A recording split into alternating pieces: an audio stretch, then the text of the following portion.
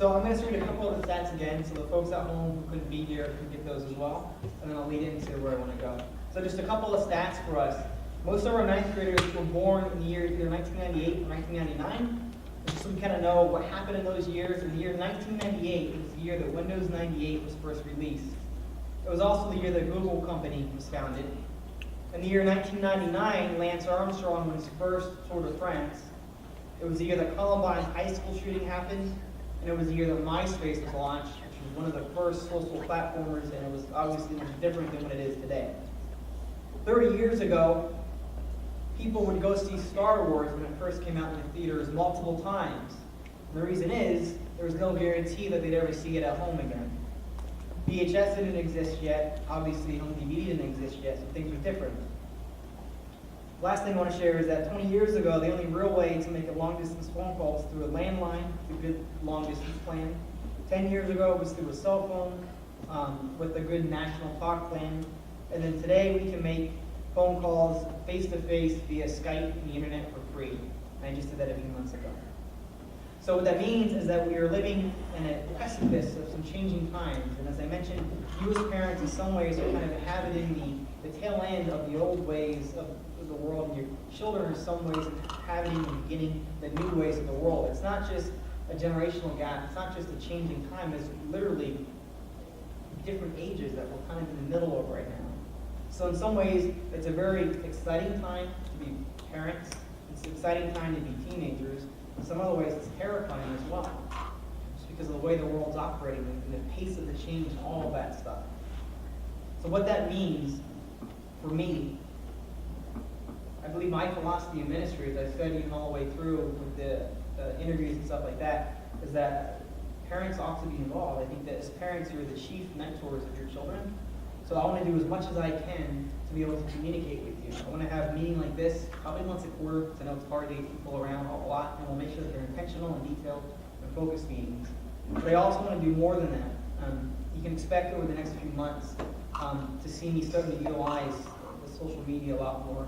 So I want to use the hub to communicate with you guys through the different email groups. I wanted to ask, is that been working so far? I know I've sent out a couple, 3 emails. Does that seem to be good? Cool. So I'll utilize that as much as I can. I also want to utilize the Engage and Equip blog. That's down the line, maybe not until early next year, but it's on my list to begin to just, as I find resources, as I see things, as I research stuff, read people, that was really good to be able to kind of talk through that more through the Engage and Equip blog, to just share information with you that you can use if you want, just however you need to if you desire. I also want to be, detailed with you in the sense of what we're studying. So Sunday mornings, we have a team set up, teachers for junior high, senior high, that is going to go over the LIB curriculum, which is a curriculum done by Group Publishing. And they have an email that they have designed that the teachers can kind of shift and change according to how they plan the lesson, that is supposed to be sent out to parents right before or right after the lesson. And the goal is there's just questions in there, so you know what was discussed in class, so you can then have a conversation with your child about your stuff. And then Wednesday nights, I'll talk about in a moment what I'm going to do. Wednesday nights, it's the same thing where I'll be sending out an email with just a synopsis of what we're studying and what we're going over with some questions so that you have an idea of what was discussed and hopefully we'll be able to engage in conversation.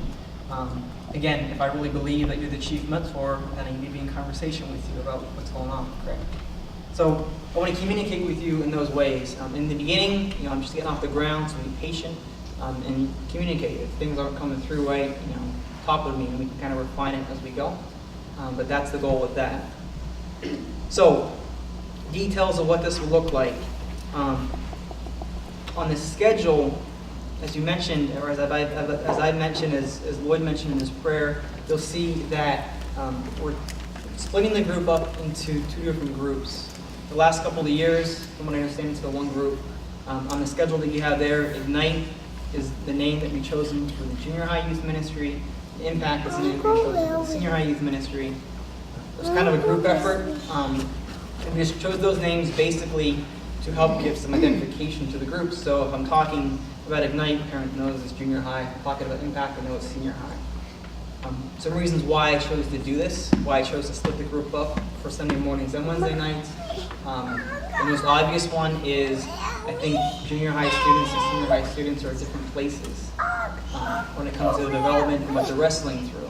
So I want to be able to cater messages and lessons towards what their needs are. It's not that a junior high student has less needs than a senior high student, it's just that they're different in different stages. So I want to be able to really hit the details there. So that's the primary reason why we split up. And secondarily, again, it's just different stages of development. Junior hires places senior hires, so I don't want to pick on your sisters, but I know you guys love each other, I'm sure, but there's times when you would want to be with senior high and junior high separate. So there's all different reasons, the dynamics in the groups that cause that change in me. So I think it's not that it doesn't work if the group is combined, but I think that administration can be more effective if there's the two different groups. So, and also, there's a goal that as we get going along, the students pick up and they say, yes, this is what I want to be a part of, I want to be involved with this, I want to grow, I want to make my friends out. And so we have a split so that, Lord willing, as it grows numerically, because students are bringing friends out, those friends are becoming Christians, there's space because the two groups are split. So those are some of the reasons we've done that as well. What time do you have? Okay. What I want to do is talk about some of the events that we have coming up. I had scheduled to go over an outline of what we're going to do primarily Wednesday nights, how that schedule is going to look.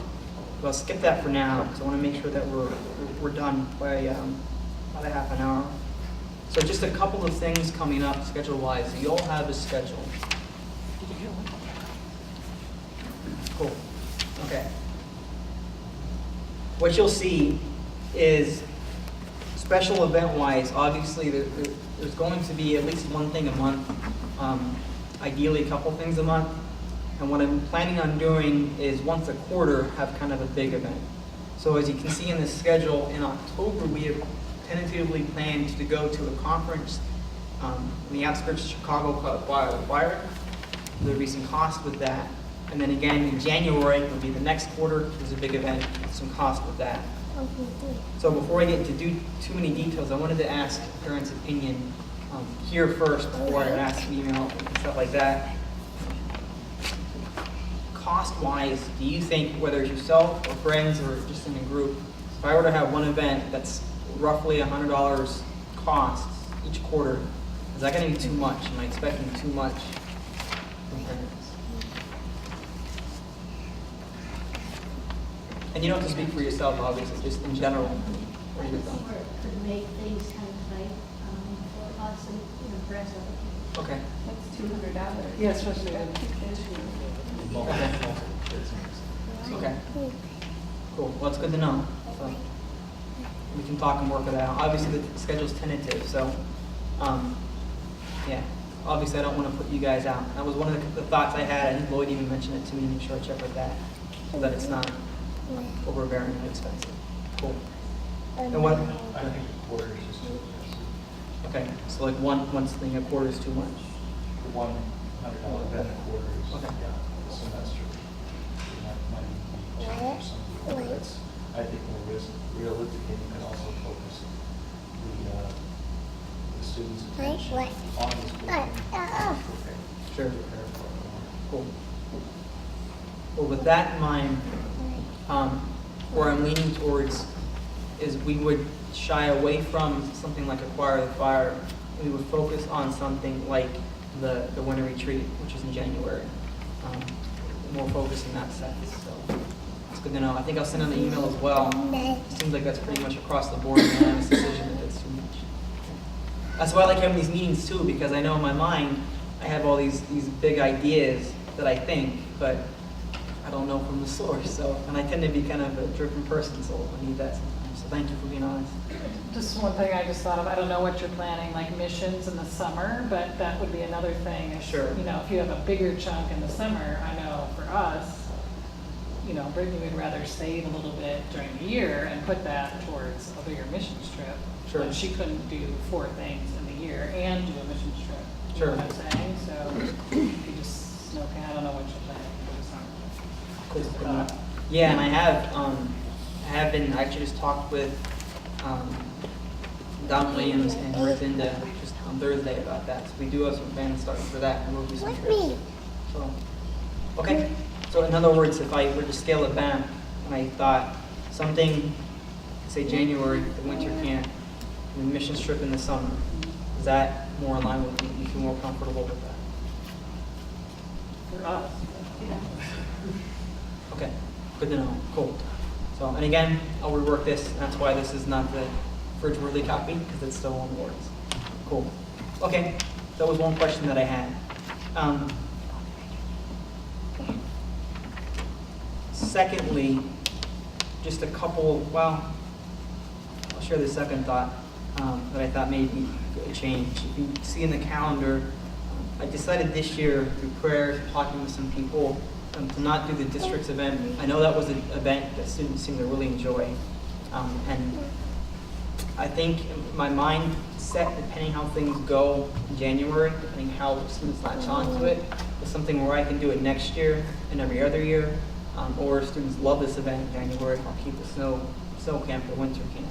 Just want to share reasons why I decided to do that, and then if you have any concerns or criticisms, please talk to me about it. The big thing, I know that they've done districts in the past, and it's done well, but they've done it for a few years. As I was thinking through and praying through what was most immediately important in terms of vision for me, ministry-wise, I realized that this first year, relationships, what's most important. Obviously, I'm new, so I'm just getting to know everybody. But then the team that's in place is largely new. I know Tim's involved and a few others who have been involved in the past. But there's probably, say, like a third of the group, maybe half of the group even, maybe more, is new. They haven't been involved in student ministry before, at least here at High Point. So there's a dynamic where I'm getting to know everybody. The team is getting to know the students and the parents they'll be mentoring.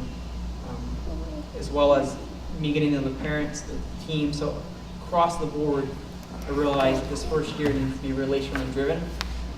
As I prayed through that, I determined that something like a winter camp would fulfill that goal better than a district. Districts is neat because there's tons of students there, and there's a lot of experience, and relationships can happen, but it's a bigger group, it's high energy, da-da-da-da. Where a winter camp isn't necessarily low energy, but it's just our group, and it's focused, and it gives leaders and the students a chance to really get to know each other. That's the biggest reason why I've done that this year. So, are there any criticisms, thoughts, alarms? Okay. I think when you share that with more of the students, giving them some more details about what snow camp is going to involve to Sure. get them excited about will help, because there's some kids that really likes districts, Sure. and so for them to know more about what it is and get them excited about it, that will probably help Okay. build that case. Good to know. Okay. So those were the two possibly controversial issues I wanted to discuss today. The rest of it, I just have a couple announcements I wanted to share with you, and then ask if you have any questions in general for me. A part of my plan, as I mentioned in the beginning, with involving you informationally through communication, it also involves different events. There's going to be some specific events that I really want to push, family involvement. For instance, one thing that I'd like to do on the 23rd of November at the Turkey Bowl, or the Turkey Olympics, I would like that to be kind of a family type event. And I don't have the details planned of what I'm going to do yet, it's too far out. But basically the idea is it's a friendly family competition, and it's just a chance to connect. Some other ways that I like to do that is through joint service opportunities. So I'll be in touch with, I've already been in touch with Ellen and Annie Flotmeyer through the Family Life Connection, and we like to partner with them for different events. So there's a service opportunity in November as well. It's 99% sure going to be with the Family Life Connection at I think it's a food pantry. It's I forget the name of it right now. It's not Helping Hands. Feed My Starving Children. It's like a food packing type of thing. I guess I did it last year. but we want to join with them. And that'll be an opportunity where I'm going to really push for that. So parents, come with your students, come with your children and serve with them, and we kind of serve in that way. So we'll have plenty of those opportunities throughout the year. And in fact, the one coming up really short term is the church picnic. So I wanted to ask, if you're willing, I've had a sign-up sheet upstairs for the students the last few weeks. They're supposed to come talk with you before they sign up at different times. But I want to ask and really encourage that if your child is serving at that, if they're volunteering at the church picnic, to please volunteer with them and serve alongside. I think that'd be so awesome and sweet to see that kind of unity in that sense. But I wanted to really encourage you and challenge you to do that on the church picnic. And then lastly, just announcement-wise, on September 4th, we are having our kickoff party because we haven't met all summer. I decided that to kind of build some energy, I wanted to have a really big kickoff party. And we're going to do elements of what used to be called the super sloppy.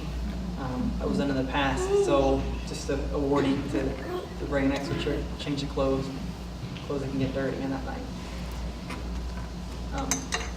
Now, if you wanted to, for some time, I can go over details of what Sunday morning and Wednesday night will look like structure-wise, or I can email that to you.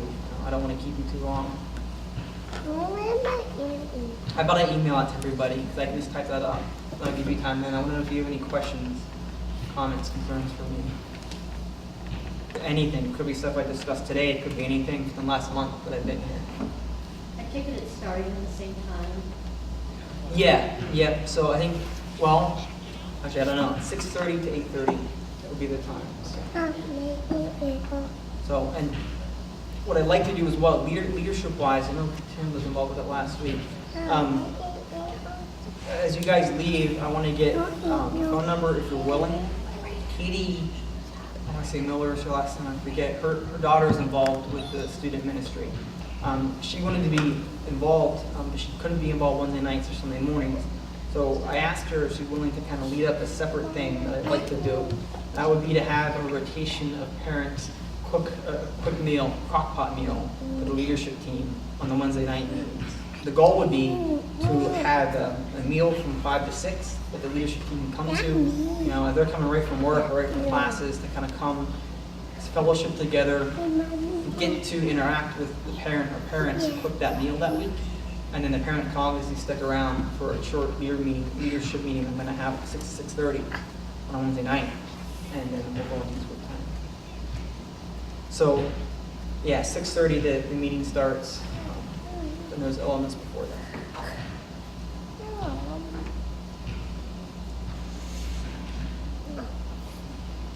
Any other questions? Is there anything today that you felt like I should have covered that you wanted me to talk about that you think I'm just blowing over? Cool. All right.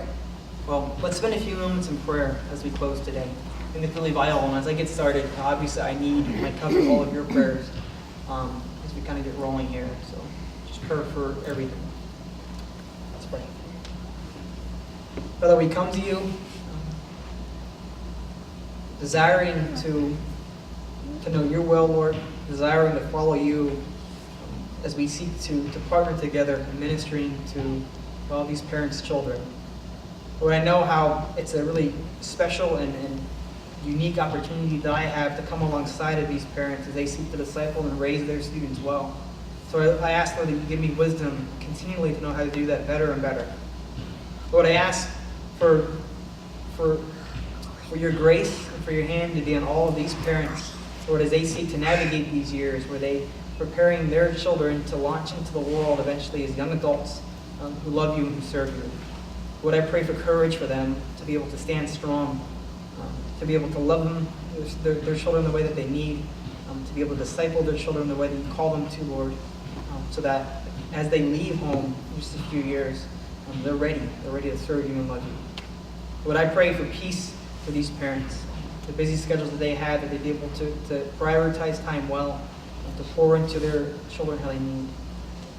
And again, Lord, I ask that as we leave here today, as we continue this journey together with me as the youth pastor here, that you will continually guide us and continually help us to know how to better communicate with each other, to better grow relationships with each other, so that we can work as a team and as a unit. We love you, Lord. We pray this in your name.